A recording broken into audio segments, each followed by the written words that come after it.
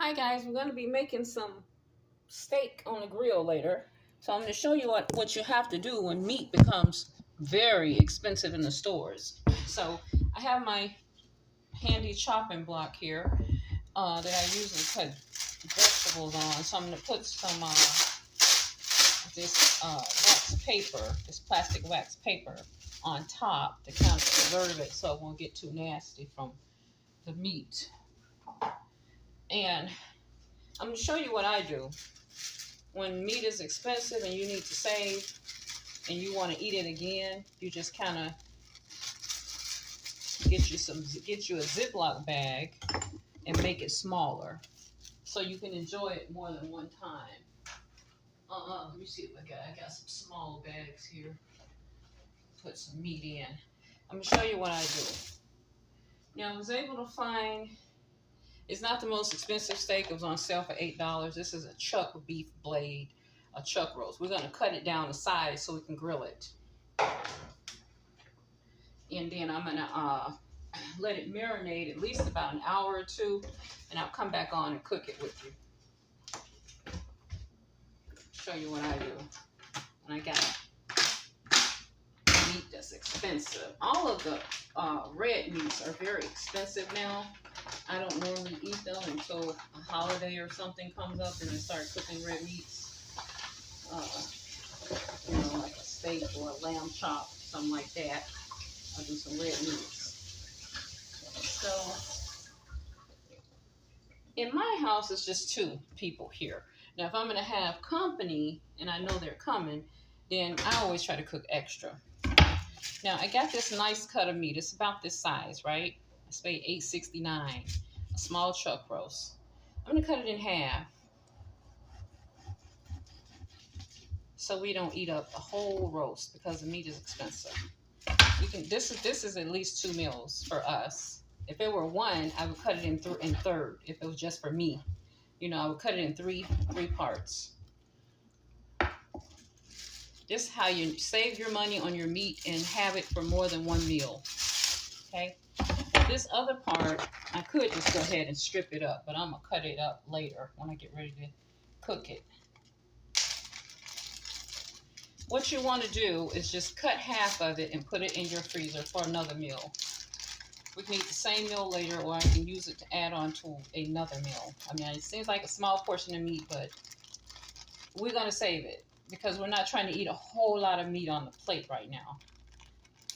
Meat is not easily digestible as vegetables, but we do have to have some protein sometime in our meal.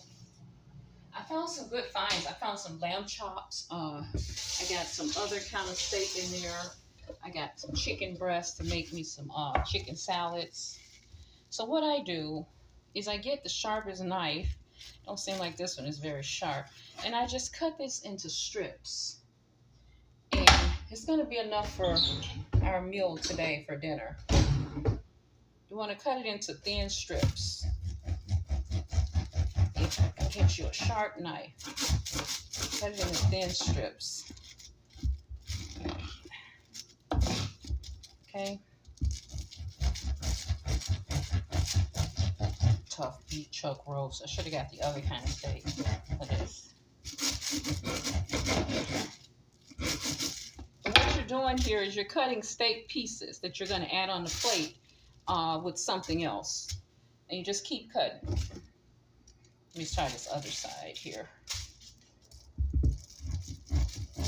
Any kind of meat you got a big piece of and you want to stretch it, you cut it into strips or chunks or smaller pieces, however you like to eat it.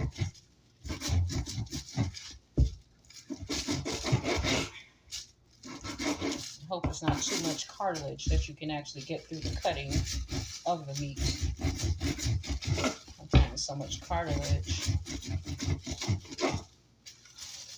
We do need meat, guys. It's okay to eat vegan, but there's only there's a protein that you can't get in vegetables that you need to have.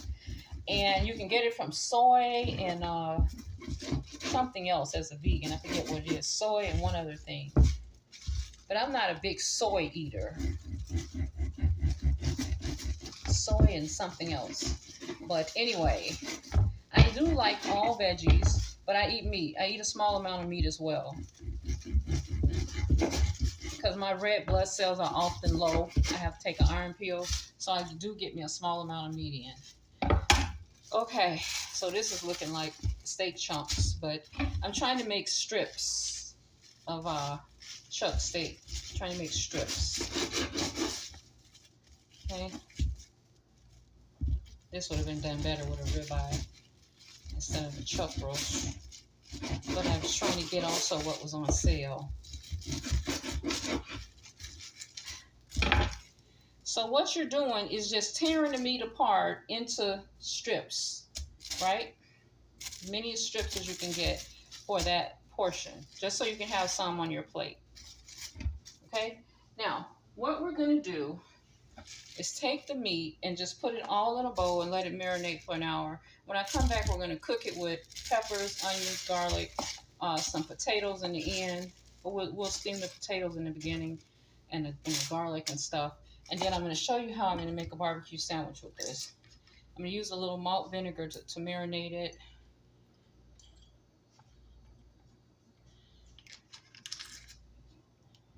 So that's enough beef for 2 people.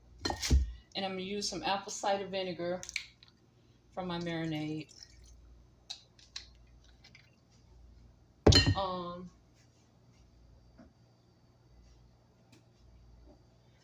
Just some garlic on there. Let that garlic soak down. Onion powder. And this chipotle roasted garlic seasoning. Okay. And we're going to just let this sit in the fridge in a marinade. A little bit more apple cider. And in about an hour, I'm going to come on here and we're going to grill this meat. I'm going to grill the vegetables, and then we're going to grill the meat. Okay? And show you what my holiday dinner is going to look like. Make barbecue sandwiches with it, with some potatoes and peppers on the side. And if you can get some plastic off your plastic, you want to cover it so that those seasonings will be soaked down in there when you take it out to grill it. Now, if all of a sudden I'm going to have company, I'm going to take that other piece of meat out and just cut the whole thing up, you know, which is really what I should do. But most times I don't have any company coming over. So I would be shocked, you know, if somebody said, oh, no, they're just going to get some potatoes and peppers. But you cook potatoes and peppers. Because I'm not cooking much meat, you know, unless they called ahead of time and said they were coming. And my daughter's vegan. She don't eat meat. So what I do is wrap this up. I'm going to come back later and we're going to grill this on my little grill. I have a little mini grill.